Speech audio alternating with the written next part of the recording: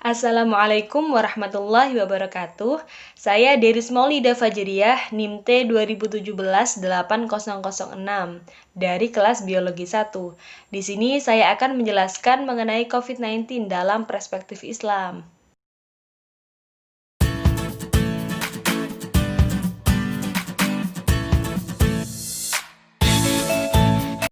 Sebelumnya, mari kita ingat terlebih dahulu apa itu virus.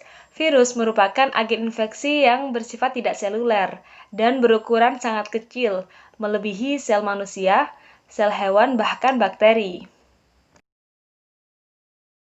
Nah, berikut merupakan timeline penemuan virus pada manusia. Dapat diperhatikan, terdapat SARS-CoV, MERS-CoV, dan SARS-CoV-2 yang muncul dalam interval waktu hampir 10 tahun, yaitu pada tahun 2003, 2012, dan pada tahun 2020.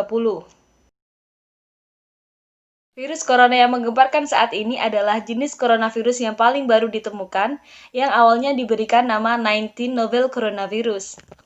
WHO awalnya memberi nama sementara Wuhan Coronavirus atau Wuhan Pneumonia. Selanjutnya, WHO merevisi nama tersebut menjadi Coronavirus Disease 19 dan menetapkannya menjadi pandemi pada awal Maret 2020. Sebelumnya, Komite Taksonomi Virus Internasional ICTV mengidentifikasi SARS-CoV-2 sebagai galur dari SARS-CoV. Virus penyebab COVID-19 ini merupakan strain ketujuh dari golongan coronavirus yang menyerang manusia. Merupakan gambaran kekerabatan virus dalam golongan coronavirus. Warna merah dan orange merupakan virus dari golongan coronavirus yang telah tercatat dapat menginfeksi manusia. Nah, SARS-CoV-2 ternyata berkerabat dekat dengan SARS-CoV yang sebelumnya muncul pada tahun 2003. Selanjutnya, gejala dari COVID-19 ini. Secara umum, gejalanya sama seperti common cold, yaitu demam, batuk, dan sesak nafas. Gejala lain yang mungkin yaitu termasuk sakit perut, produksi dahak, nyeri otot, dan kehilangan bau.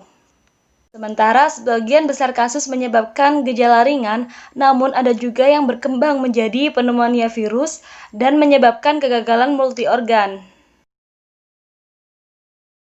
Peningkatan kasus COVID-19 di Indonesia terus terjadi setiap harinya.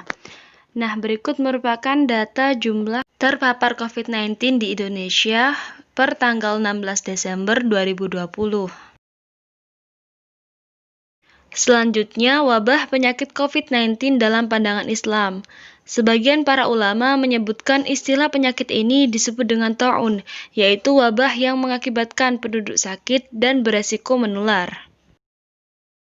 Misalnya dalam sejarah Islam, bisa kita simak tentang wabah penyakit yang terjadi pada masa kaum muslimin menaklukkan Irak dan Syam.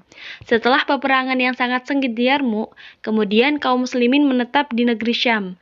Setelah itu, datanglah wabah penyakit korela yang menelan kurang lebih 25.000 jiwa pada saat itu.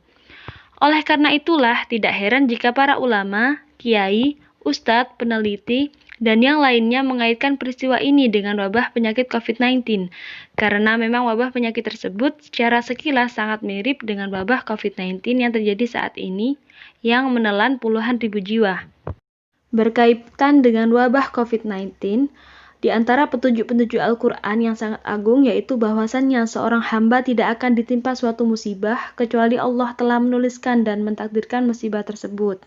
Sesuai dengan firman Allah dalam Quran Surat At-Taubah ayat 51, Quran Surat Al-Hadid ayat 22, dan Quran Surat At-Taghabun ayat 11.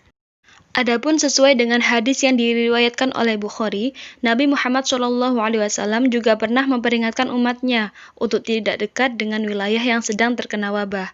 Nah, hari ini juga berkaitan dengan kondisi kita saat ini di tengah pandemi COVID-19, di mana kita harus mematuhi protokol kesehatan dan anjuran pemerintah untuk melakukan physical distancing maupun social distancing.